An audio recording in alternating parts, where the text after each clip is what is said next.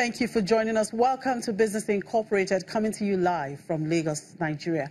I'm Chimeze Obi Iwago. On the show today, MTN seeks to cash in on IPO of Africa's biggest tower company. And Tanzania begins talks with Bharti Airtel on local unit stake row. Plus, South African court blocks Eskom from signing a $4.7 billion renewable energy deal. Let's get the show started now on here in Africa. Only Egypt was up at intraday at 1.46%. The NSE index and the JSE index were both in the red. NSE was down marginally by 0.01%, while the JSE index was down 0.12%. Kenya closed up on Monday 0.36%. In the Middle East, most of the markets in the region were looking green at intraday, except Saudi Arabia. Saudi index was down 0.06%. Dubai was up 0.03%. Abu Dhabi was up 0.08%, while Qatar was trading up 1.60%, outperforming its peers.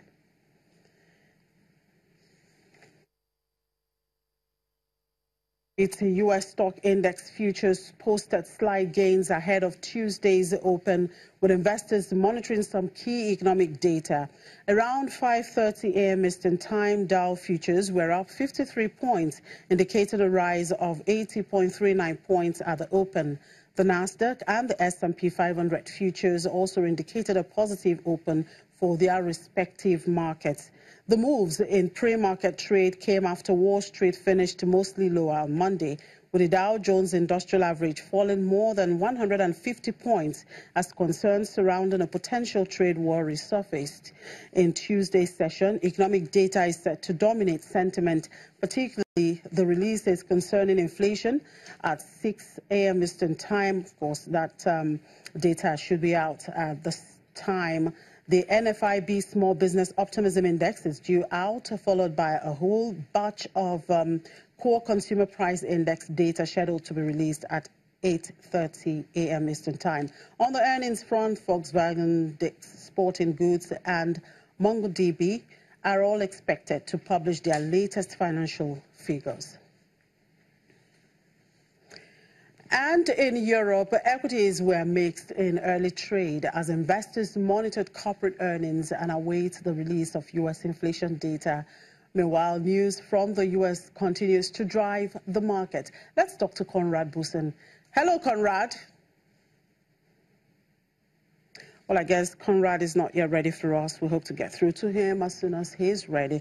Now, in Asia, stock markets ended mixed today after Wall Street gave up gains and as investors look forward to the release of U.S. inflation data later in the day. Australian shares eased 0.36%, with Blue Scope still down 1.51% and Rio Tinto at 1.96% lower by Tuesday's close. Over in Japan, the benchmark index Nikkei 225 alternated between being in the red and green before closing 0.66% higher, despite fresh developments in Kronsom scandal that could hit Prime Minister Shinzo Abe's government. South Korea's Kospi index was up 0.42% at the close after steel player POSCO recouped earlier losses to gain 0.14%. In Greater China, Hong Kong's Hang Seng index was 0.27% lower, while mainland China's Shanghai Composite closed 0.46% down. And I guess Conrad is ready to talk to us. Of course, equities in Europe were mixed in early trade as investors monitored corporate earnings and await the release of U.S. inflation data. Let's talk to Conrad now. Hello, Conrad. Good afternoon. Good afternoon, Chimi. Thanks for having me back. Right. So after his highly controversial tariffs on steel and aluminium, U.S. President Donald Trump has stopped the proposed mega acquisition of U.S. chip maker Qualcomm by Broadcom based in Singapore again, citing national security concerns. Is this another alarming sign of protectionism? Jimmy, this sure is a sign of protectionism, but unlike in the case of American steel, Donald Trump seems to have a point here. Both the Pentagon, the Defense Ministry in Washington, as well as the U.S. Department of Commerce, have cited security concerns in this case. They think that by one way or another, large Chinese companies like Huawei, the chip maker and telecommunications devices provider, might get a competitive edge in the future technology for mobile communications called 5G, the fifth generation technology. Because, well, Broadcom already has strong business ties with Huawei, or Broadcom, after taking over Qualcomm, might decide to cut back on research and development, which would give, of course, companies like Huawei a competitive edge.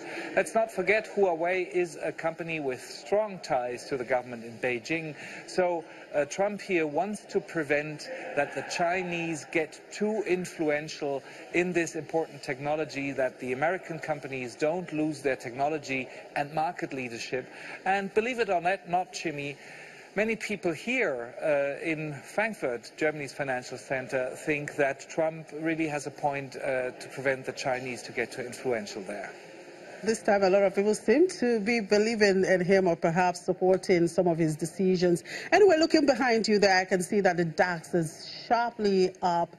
How is mainland Europe, where you are, mulling the Trump administration's broad-based economic direction over the short to the medium-term horizon? Well, those recent decisions by Donald Trump surely indicate that he means it, that he really wants to put America first, be it steel or technology or American car makers. But it's also becoming obvious that the one thing that interests Donald Trump most is his voter base. You know, people who want tough talk from their president, who like a president who is a decision maker, who doesn't talk very long but takes decisions quickly.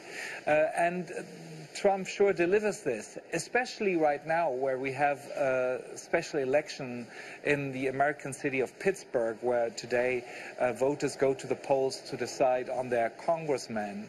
And also soon, as you know, we have the midterm elections in the United States. It looks like Trump is really gearing up his activity and his tough talk now that those elections are near. Which might mean that after those elections are over, he quietly might return to a more serious way of doing business with the world, that he might accept that the set of rules which governs international trade at the moment is something that also the US benefit from. But listening to myself, I understand that a lot of optimism is attached here. This is very speculative. Trump is very difficult to predict. That's what everyone here knows, and that's what makes many people here concerned. So what are the takeaways for the markets from the updated U.S. inflation data just out? Well, you remarked on the slight jump upwards of the German share index here that you can see right behind me, which happened a couple of minutes ago. This sure coincides with the coming out of the inflation data in the United States, which was exactly in line with what market participants and economists had forecast. Compared to February last year, consumer prices in the U.S. increased by 2.2%. The so-called core inflation rate, which, you know, is inflation excluding energy, is 1.8%. Now, that's, of course, 1.8%, slightly below the 2% target that also the Federal Reserve has in mind when it is, you know, considering price stability. But it probably is not an indication that the Fed might refrain from another interest rate hike. The jump upwards here might have to do with the fact that this piece of data indicates that prices are not rising that much, but the overall direction is clear. Inflation in the US is heading towards where the Fed wants it, so it's quite likely that we are going to see another interest rate hike in March, and that's probably the explanation why this jump upwards was very, very short-lived. the scenario that the market participants had in mind before this data came out remains the same after the data has come out. Well, I guess investors will continue to digest that data, and perhaps we'll see where the market will tilt towards at the end of the day. Thank you very much for your time, Conrad. And back here in Africa,